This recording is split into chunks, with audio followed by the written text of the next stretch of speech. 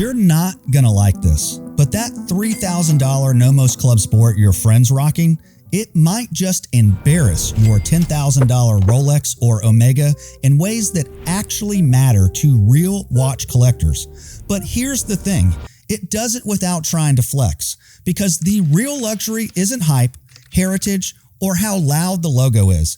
It's building the most critical part of the movement in-house, something most brands can't and won't even attempt. So today, we're looking at 3 different watch families that represent completely different philosophies about what makes a great everyday luxury sports watch. In this corner, we've got the Nomos Club Sport, available from 34 millimeters to 42 millimeters, German-made, in-house everything, and priced between $3,500 and $4,700, depending on which version.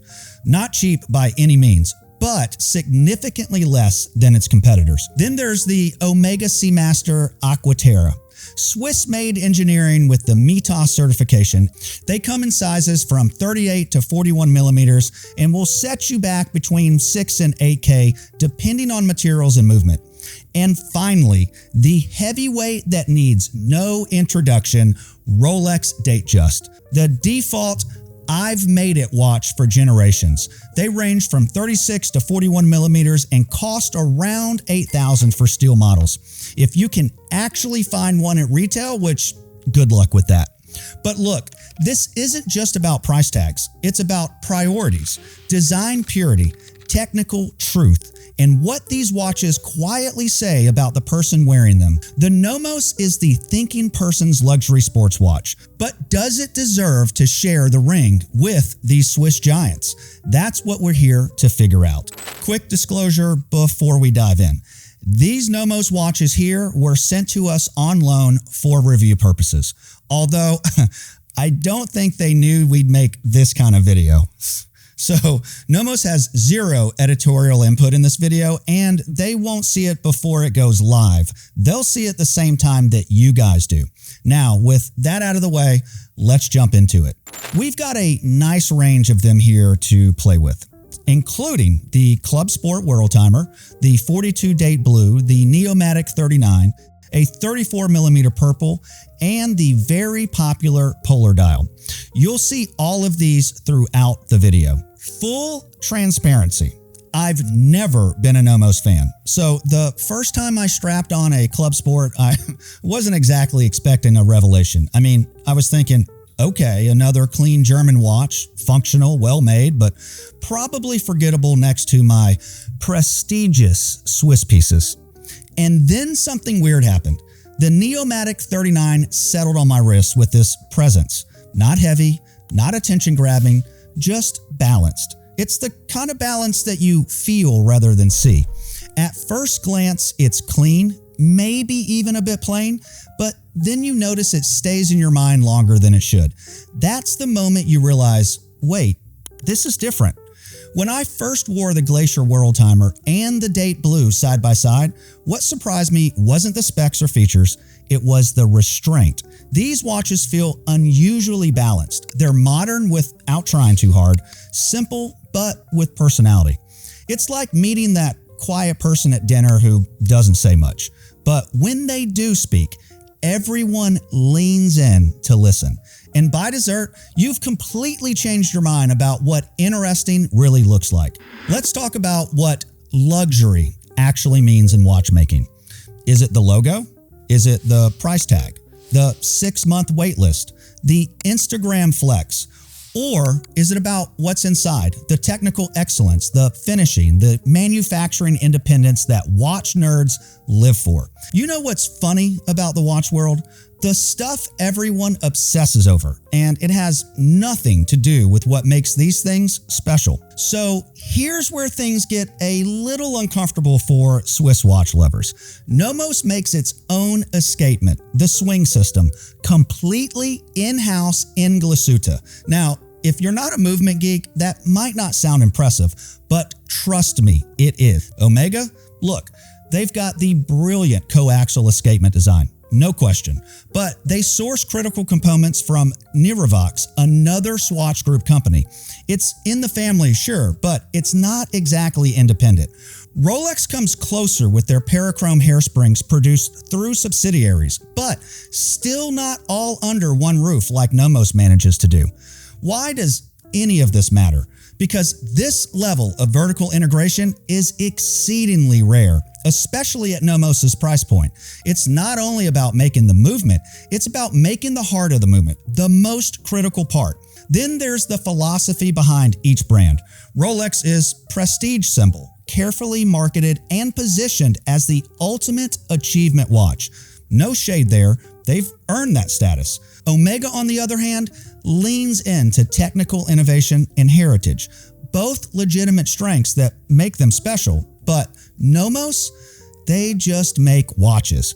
Beautiful, thoughtfully designed watches. No artificial wait lists engineered to make you beg. No celebrity ambassadors pretending to care about horology. No flashy boutiques on Fifth Avenue with security guards at the door. In that sense, Nomos isn't the gateway to luxury, it's the exit ramp from hype. So what exactly does Nomos offer that actually embarrasses these Swiss giants? First, genuine vertical integration. A movement where the most critical components are truly made in-house under one roof, not outsourced to subsidiaries or sister companies. Second, design coherence across more size options from 34 millimeters all the way to 42 without compromising proportions. Third, meaningful complications at this price point. World timer complications when competitors just offer date functions. And finally, longevity by design. Watches created to look relevant for decades, not just until the next color trend fades. That's the theory, but let's see how it holds up in the details. Because when you actually compare the specs and materials, things get even more interesting. When it comes to movements, Nomos offers a range of in-house calibers, from the simple DUW 3001 in their three-handers to the DUW 6101 with date functions, all the way to that gorgeous world timer movement. Each DUW caliber beats at 21,600 vibrations per hour, a bit slower than Omega and Rolex's 28,800. The difference? Theoretically, the higher beat rate gives slightly smoother second-hand movement and potentially better chronometric performance. But in daily life, you'd never notice it without a loop and a timing machine. Now, power reserve, I'll admit, this is where Swiss giants pull ahead. Nomos typically gives you about 42, 43 hours, while Omega's pushing 60 plus, and Rolex claims a full 70 hours with their 3200 series. But seriously, is this ever actually an issue? If your watch sits for 3 days, it takes all of 15 seconds to wind and set it. This is a modern watch, not some complicated perpetual calendar. What I find more impressive is how incredibly thin Nomos manages to make these movements. At just 3.2 millimeters thick, the DUW 3001 disappears under any cuff without sacrificing mechanical cred. The Rolex 3235, nearly 30% thicker. And that finishing. Through the sapphire caseback, Nomos gives you Glashutte stripes, blued screws, that beautiful 3/4 plate, and finished skeletonized rotors. Traditional German touches that watches twice the price would be proud to show off. Rolex, meanwhile, doesn't even let you see their movements in most models. What are they hiding? Let's talk materials. Yes, Rolex uses their fancy Oyster Steel 904L steel, which they'll tell you is more corrosion resistant. But Nomos' 316L steel, it's the same stuff most luxury watches use. Offers the perfect balance of durability and price. Is the difference noticeable to anyone but metallurgists? Not really. Water resistance is another spec where Nomos actually outperforms the Swiss brands. The Club Sport offers 200-meter water resistance, while the Aqua reaches 150 and the Date just 100. But again, how many luxury watch owners are actually taking their watches diving? It mostly is a checkbox spec that rarely matters in daily life. What's more impressive is how Nomos builds these cases. The mirror polished case has this incredible clarity and precision, capturing light in ways that feels intentional rather than flashy. And when paired with the bracelet's contrasting finishes, the overall effect is sophisticated rather than showy. Bracelets are another story. Rolex and Omega have decades of bracelet development, and it shows. Their clasp, their micro adjustments, their links, all excellent. Nomos is still playing catch up here, I'll admit, but their bracelets are still solid, comfortable, and perfectly match the design language of their cases. This is where things get controversial. Rolex puts applied indices on nearly everything, creating multi-layer dials with incredible depth. Omega's Aqua line features those gorgeous teak pattern dials with their newer shades additions with incredible finishing. Nomos goes simpler with printed dials, minimal text, and a restrained color palette. But look closer. The typography is flawless, and if you know anything about design, you know how hard it is to get that right. The printing is razor sharp under magnification, and those galvanized finishes catch light in ways that flat dials simply can't. No, you won't get the immediate wow of a Rolex dial or the subtle texture of an Omega teak pattern. What you get instead is something that reveals its quality over time rather than demanding immediate attention. And while we're talking dials, the lume on the Nomos is decent. Not Seiko or Omega level, but perfectly usable. It's clearly not their priority, and that's fine. They're designing watches meant to be worn in the light of day when their clarity shines. Here's where it all comes together. Yes, Rolex and Omega edge ahead in certain specs, power reserve, bracelet engineering, but the gap isn't nearly as wide as the price difference suggests. What Nomos delivers for $3,500 is mind-blowing when you actually break it down. A true in-house movement, including the escapement, impeccable finishing, design cohesion that spans their entire collection, and the kind of attention to detail you'd expect at much higher price points. The Swiss brands have convinced us all that excellence costs $6,000 minimum. Nomos proves that's simply not true. Let me put it this way. A date just tells me you've paid $8,000 for a basic time and date watch, while a Nomos World Timer at $4,700 gives you a genuine complication for significantly less. You're getting actual watchmaking substance, not just a name. All right, let's go deeper into what makes Nomos special. That Glashutte watchmaking tradition. The town has been Germany's horological center since 1845, with this obsessive focus on precision, clean design, and meticulous craftsmanship. When Germany reunified in 1990, Nomos was founded with a clear mission: revive traditional watchmaking with modern Bauhaus design principles. That balance of old and new, function and form, defines everything they make.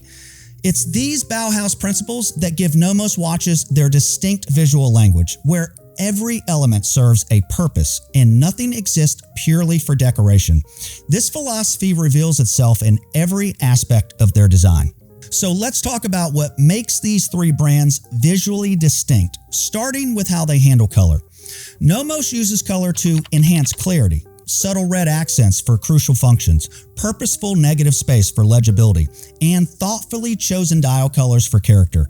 Every color choice serves the watch's purpose first, aesthetics second. Omega's terracotta, though absolutely gorgeous right now, risks looking dated before the decade's end. It's more fashion than function. It's the headline, not the supporting actor. When a watch's identity is tied to a specific color trend, it ages like milk, not wine. Nomos's restrained palette ensures it'll look just as relevant in 2035 as it does today. Now let's talk about how these brands handle different case sizes. Rolex's jump from 36 to 41 millimeters feels a bit forced. The increased surface area disrupts the original balance and visual density that made the date just so perfect. Omega's mid-sizes feel inconsistently spaced, some references nailing the proportions better than others. But Nomos, They scale with integrity. The same aesthetic DNA remains intact whether you're looking at a 34 or 42 millimeter. Those open dials, clean topography, and thin profiles maintain visual coherence across the entire size range. When Nomos goes big, it stays elegant. When others go big, they start looking like they're compensating for something. All flash, no finesse. There's also the question of ornamentation. Rolex indulges in fluted bezels, jubilee bracelets, and gem set dials. Sometimes it works beautifully. Other times it's a clear sign of "look at me" syndrome. Nomos maintains clean, focused designs even on their more complex models. Nothing is there that doesn't need to be there. This creates fundamentally different visual signatures. Rolex and Omega designed to be recognized. Nomos designs to be understood. Here's the thing. If Nomos used 904L steel and certified their movements to METAS standards, yes, they probably cost nearly as much as an Omega. What you do notice every single day are the things you see and feel. Case proportions, dial legibility, aesthetic balance, comfort on the wrist, and how the watch plays with light. These are the elements you interact with constantly, and these are precisely the areas where Nomos excels. And that brings us to the bigger picture. Beyond specs and materials, what is it that really sets Nomos apart? Okay, let's be brutally honest about something. Watches are never just watches. They're statements. The question is, what statement are you trying to make? When you wear a Rolex, are you making a statement about achievement and status? It's not a bad thing. Humans have been signaling status since we painted our first cave walls. Think about it. 30,000 years ago, while one caveman was wrapping himself in whatever animal hide kept him warm, another was specifically choosing the spotted leopard pelt, wearing the teeth as a necklace, and making sure everyone at the fire pit noticed. Same function, different message. We've just replaced saber-toothed necklaces with submariners. When you wear an Omega, you're signaling appreciation for engineering and heritage. Again, perfectly valid reasons to choose a watch. People call Nomos entry level because it's affordable.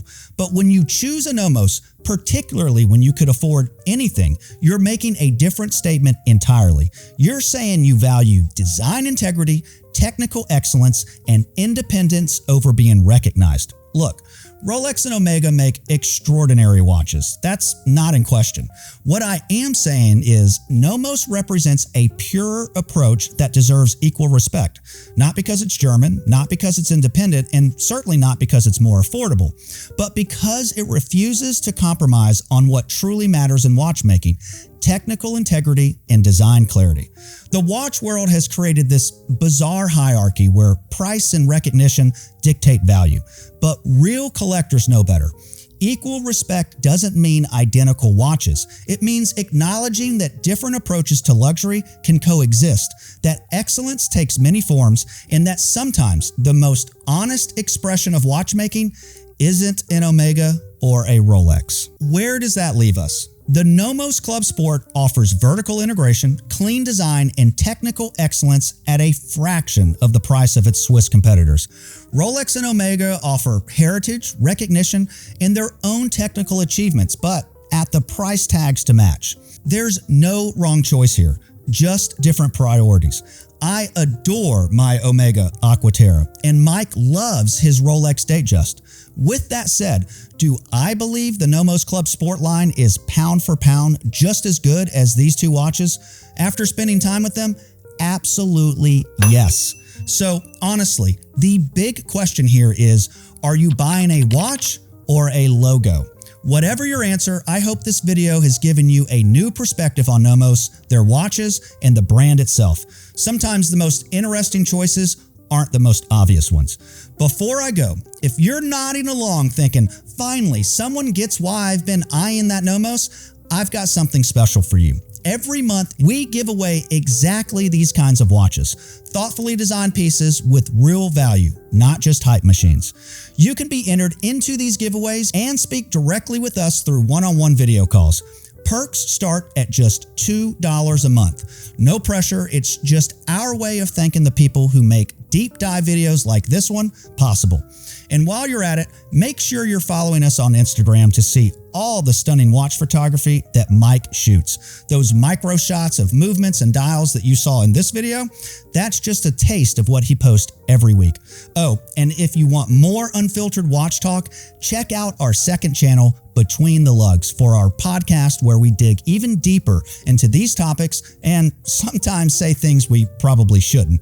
If you enjoyed this breakdown, hit subscribe. We're just getting started, I promise. Now, here's what's really on my mind. Would you trade your Rolex or Omega for a Nomos? Or is brand recognition too important to give up? Let me know in the comments below. Until next time, wear in good health.